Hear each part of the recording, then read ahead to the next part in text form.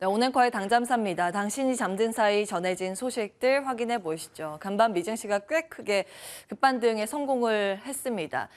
다만 그것을 그대로 우리 시장에 좀 적용하기 어려운 부분이 있어서 오늘은 좀 냉정한 평정심을 찾고자 일단 여러 가지 데이터를 준비해봤습니다. 하나하나 보시죠. 과거의 데이터들 다시 한번 쭉 정리해봤는데요. 예, 앞에 화면 보실까요? 27일 당잠사 화면, 달러 기준으로 코스닥 지수가 15% 이상 하락한 후에 통계적으로 그 다음 달은 회복세를 보였더라라는 부분 체크해드렸습니다. 이게 그 당시에 보여드렸던 화면이라서 현재 19% 마이너스로 나와 있는데요. 어제 급락분까지 추가를 하면 20%가 넘기겠죠. 이제 통계적으로 봤을 때 시스템 리스크가 나왔던 2008년 글로벌 금융 위기를 제외하고 대부분 그 다음 달은 시장은 안정세를 찾아가는 모습이었습니다. 그리고 뭐 여러 가지 자료가 있는데요. 자료가 하나 더 있을 텐데요. 그 이전 화면 한번 보여주시겠습니까? 예, 이뿐만이 아니라 계절적으로 미증시는 9월에 가장 부진했다라는 데이터를 8월 말에부터 이제 말씀을 드렸습니다. 계절적으로도 9월이 가장 부진했지만 그 다음 달부터는 회복세를 보였더라. 이런 통계도 함께 보셔야겠습니다. 이때 8월 29일에 이제 QT에 대해서도 말씀을 드렸죠. 그동안 조금씩 이제 적용이 됐었는데 9월부터 2배 수준으로 적용이 되기 때문에 더 유동성이 9월부터 빨리 쪼그라들 가능성, 요 점을 염두에 두셔야 된다라는 부분. 네, 통계가 좀 맞아 들어가고 있다는 점은 아쉬운데 이 통계도 10월부터도 맞아 들어가기를 바랍니다. 참 미국에서는 참 다양한 통계 자료가 있습니다. 오늘은 또 다우지수 관련 통계를 다시 가지고 왔는데요. 마디 지수라고 하죠. 라운드 피겨라고 하는 주요 선, 여기에서는 이제 5,000포인트 마디마다 그게 붕괴됐을 때의 통계치가 나와 있습니다. 보시면 2주 후에 한 달, 3개월, 6개월 후의 데이터인데 현재는 다우지수가 3만 선이 무너져 있습니다. 여기 어떻게 나올지가 궁금한데요. 과거의 데이터 보시면 25,000, 뭐 2만, 3만 이런 것들이 붕괴됐을 그 흐름상 2주 후에는 대부분 이제 반반 정도로 회복을 했습니다. 6대5 정도의 회복의 흐름을 보였는데 1개월, 3개월 정도 가면서 보시는 것처럼 그 플러스 전환된 수치가 더 많아지고 있다는 것을 확인하실 수 있습니다. 그리고 6개월 후 되면 8번이 올랐고요. 2번이 떨어졌습니다. 이 통계대로라면 6개월 후의 상승 확률 8대2. 이번에는 8이 될까요? 2가 될까요? 궁금해집니다. 자, 오늘 매크로 이슈 굉장히 많이 준비했습니다. 일단 미증시 마감 상황 보고 매크로 이슈들 점검을 해보겠습니다. 3대 지수 일제히 반가운 상승세, 7거래일 만에 상승 전환에 성공을 했습니다. 그 규모도 꽤 크죠. 각각 한 2%가량씩 올랐습니다. 나스닥 지수가 가장 크게 올랐고요. 전약 후강의 패턴을 보였습니다. 시장에서 해석하기로는 영국의 중앙은행의 힘이었다 이렇게 보고 있죠. 시간 순서대로 그 내용을 다시 좀 정리를 해드리면 영국 중앙은행에서 긴급 국채 매입을 선언했습니다. 우리가 돈 자금 투입할 거야 이렇게 했죠. 그러면서 바로 반응이 있었던 건 런던 시장의 채권 금리였습니다. 이 소식은 우리 시장 마감 이후에 미증시 문 열기 전에 전해진 소식인데요. 런던 채권 금리가 급락을 하자 따라서 이 채권 금리가 급락하는 모습이었습니다. 근데 요거까지 나왔을 때는 시장의 반응이 별로 없었거든요. 그런데 버티다가 끝끝내 달러 인덱스가 꺾이자 이때부터 시장이 반등을 하기 시작했습니다. 그래서 채권 금리보다는 환율의 영향이 더 컸다라는 관점에서 제목을 이렇게 달아봤습니다. 낮에는 중국의 위엔화를 봐야 하고 밤에는 영국의 파운드화를 봐야 한다. 예, 어제 위엔화 가치가 우리 장중에요. 계속 폭락하는 모습을 보이면서 우리 시장, 아시아 증시 다 전강 후약의 패턴을 그려가는 모습이었는데요. 밤에는 파운드화 가치가 급등하는 모습을 보이면서 전약 후강의 패턴을 그려갔습니다. 오늘은 초반대에서는 파운드화 영향을 받겠지만 우리 시장 장중에는 위엔화 가치의 흐름을 체크해 보셔야겠습니다. 영국 이야기를 조금 더 하기에 앞서서 시장 종목별 흐름도 정리하고 넘어가겠습니다. 사실은 이 정도면 인간적으로 올라줘야 하는 자리였죠. 대부분의 종목들이 올랐습니다. 섹터로 봤을 때는 전 섹터가 상승세를 시현했습니다. 데이터가 좀 잘못된 것 같은데요. 가장 크게 오른 건 에너지 섹터, 기술 섹터까지 손잡고 오르는 모습이었습니다. 종목별로 봤을 때는요. 히트맵상 대부분의 종목들이 상승부를 켰습니다. 아마존, 구글 이런 기술주들에는 그동안도 사실 밀릴 때 저가 매수세가 꾸준히 유입됐다는 점 체크해드렸는데 반등폭도 상대적으로 컸습니다. 3% 안팎의 강세인데 홀로 웃지 못한 종목 애플 1.26%, 1.2% 넘는 조정으로 마무리가 됐죠. 아이폰 증산 계획 취소 소식이 들려오고 있습니다. 이건 또 우리 관련 부품주에도 영향을 미칠 이슈이기 때문에 자리 옮겨서 출연자들에게 점검 구체적으로 받도록 하고요. 이 밖에 특징주라고 하면 바이오 헬스케어 섹터, 특히 면역 항암제 관련 기업들의 급등세가 눈에 띄었습니다. 그 급등을 주도했던 건 바이오젠이었는데요. 거의 뭐 40% 가까이 급등을 했죠. 알츠하이머 지금 신약을 개발하고 있는데 임상 3상에서 의미 있는 일부 좋은 결과가 나왔다라는 발표 때문에 기대감이 한몫을 했습니다. 국내 관련 기업이 무엇이 있을까 궁금해하실 것 같아서 치매 테마 기입은 해봤는데요. 큰 의미는 없습니다. 이런 테마가 국내에 있다 정도로만 체크를 해보시면 되겠습니다. 자, 영국 이야기를 다시 해볼까요? 이번에 영국 중앙은행에서 개입은 해서 시장 전체적으로 위험자산까지 오르면서 마무리가 됐지만 이것은 사실 단기에 그칠 가능성이 높다라는 목소리가 굉장히 많습니다. 드러켄밀러가 이건 임시방편 카드지 본질적인 부분은 금리 인상이 핵심인데 지금 금리 인상이 진행되고 있잖아라고 지적을 하고 있습니다.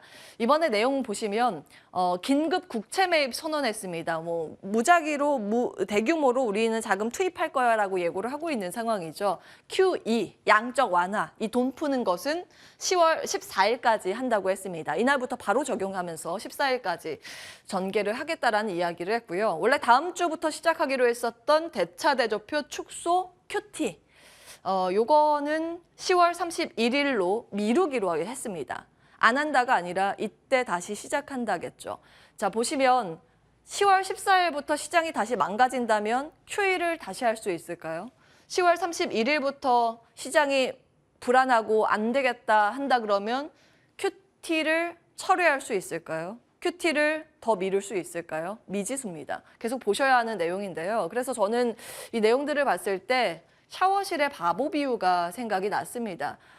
노벨상을 수상한 밀턴 프리더먼이 했던 비유인데 경제 정책에 대해서 이제 경제학 용어입니다.에 대해서 이제 빗대서 이야기를 한 건데 샤워실에 들어가면 수온을 맞추기 위해서 한 적당한 중간 정도 수온에 맞춰놓고 조금씩 수위를 조절해가면서 이 온도를 조절해가면서 자기한테 맞는 온도를 찾아가야겠죠. 그런데 바보는 샤워실에 가서 물을 켠 이후에 너무 차갑다고 뜨거운 쪽으로 돌리게 되죠. 그럼 너무 뜨겁다고. 이게 반복이 되다가 놀라서 결국 샤워실을 뛰쳐나간다는 비유입니다.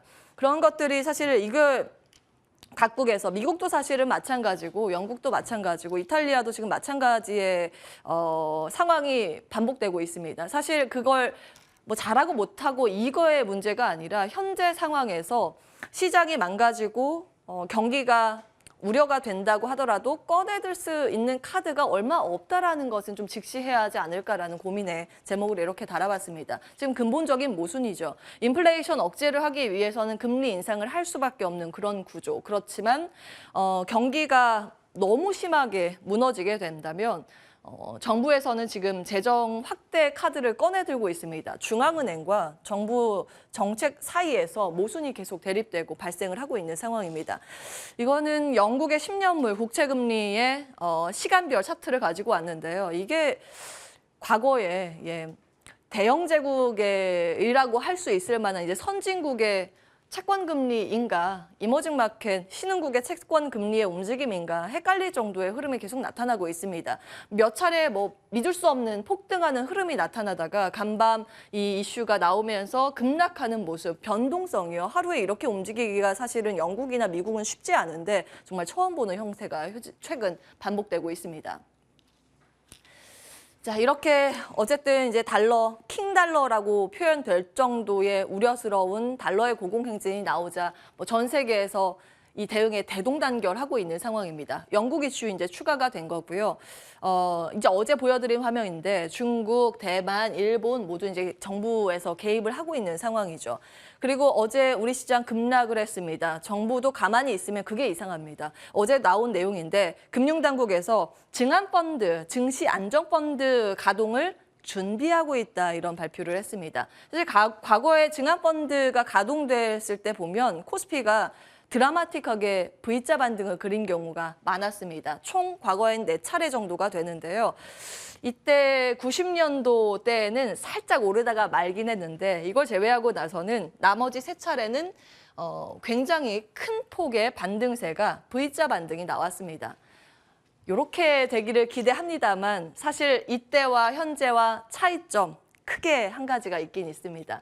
당시에 요 3차례 모두 반등의 동력은 증안펀드뿐만이 아니라 정부에서 재정을 막대하게 또 투입을 했습니다. 재정 투입과 함께 통화 완화 정책, QE, 돈을 푸는 정책이죠. 지금 QT나 금리와 정반대의 정책입니다. 그런데 지금은 이렇게 할 수 있는 상황이 아니죠. 그래서 이제 차이점인데 다만 가만히 있는 것보다 증안 펀드 이야기라도 좀 나와주는 게 심리상 도움이 되지 않을까 싶기는 합니다. 그리고 한 가지 포인트, 근본적인 원인 환율 위험의 노출국들 이제 순서로 써봤는데요. 지금 금리의 상황입니다. 기준금리 상황인데 미국이 여기에 있죠. 근데 한국이 미국보다 낮아졌습니다. 이번에 미국 FOMC에서 금리 올리면서 이제 다시 역전이 된 상황이고 보시면 미국보다 더 낮은 금리에 위치해 있는 국가들은 사실은 환율 변동성 위험에 훨씬 더 많이 노출이 돼 있습니다.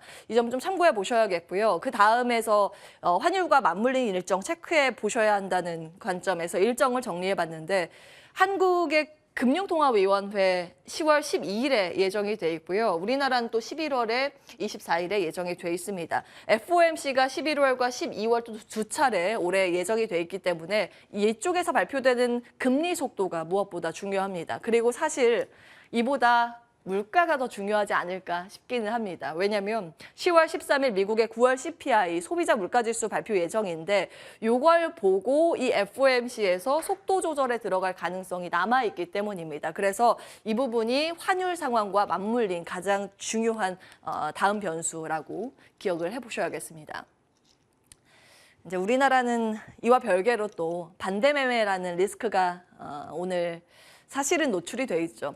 주초부터 이제 말씀을 드렸는데요. 타임테이블 말씀을 드렸죠. 지난주 금요일에 반대매매 물량이 수요일부터 이제 출회 가능성이 있다라는 점 말씀을 드렸고 어제 화면입니다. 월 초에 5,300개 담보 부족 계좌가 있었는데 이번에 굉장히 많이 뛰지 않았습니까? 3배 정도 뛰었는데 이게 26일 기준입니다. 어제도 말씀드렸지만 26일 기준의 반대매매는 정부가 하루 유예시켜줬기 때문에 오늘 일정이 있습니다. 그래서 어느 정도 나오는지 여부는 장중 내내 따져보셔야겠고요. 그래서 이제 시간표를 다시 가지고 왔습니다. 9시에 이제 시가로 반대매매가 1차 출회 가능성이 있어서 이걸 체크해 보시고 CFD 계좌도 최근 많아졌잖아요. 근데 10시에 한 번 있습니다. 그래서 이 시간대마다 반대 매매가 나와서 그 수급이 꼬인다거나 증시에 충격을 받을 가능성도 열어두시고 또 대응을 하셔야겠습니다. 사실 반대 매매 출회라는 것은 또 다른 의미는 어느 정도 시장이 바닥을 잡아가고 있다는 것으로도 볼 수 있겠죠. 시장 가치로 봤을 때 무릎에 왔다라는 데는 뭐 이견이 없을 겁니다. PBR 기준, 주가 순자산 비율 기준으로 코스피를 좀 적용해서 계산된 수치인데요. 현재 0.88배라고 나와 있는데 이게 며칠 전 데이터이기 때문에 여기보다 조금 더 내려와 있죠. 이 사이 정도 현재 위치를 해 있습니다. PBR을 적용해서 코스피를 한번 볼까요? 2012년 남유럽 재정 위기 때 1.03배 나왔습니다. 그때 지금 코스피로 계산을 하면 2,592선에 해당이 되고요. 2008년 금융위기로 계산을 했을 때 0.89배인데 이걸로 봤을 때도 2,235선이 됩니다. 그런데 팬데믹 쇼크 때가 좀 안타까웠는데 0.67배까지 코스피가 밀리기도 했었죠. 그때 기준으로 환산을 하면 1,688선이 됩니다. 현재 무릎은 무릎인데 바닥이 과연 어디일까? 학다리만 아니기를 바랍니다. 자, 지금 과매도 국면이지만 다양한 우려 요인이 존재하기 때문에 우리 시장에 대해서 좀 냉정한 판단을 가지고 들여다볼 필요는 있겠죠. 자리 옮겨서 투자 판단 이어서 받도록 하겠습니다.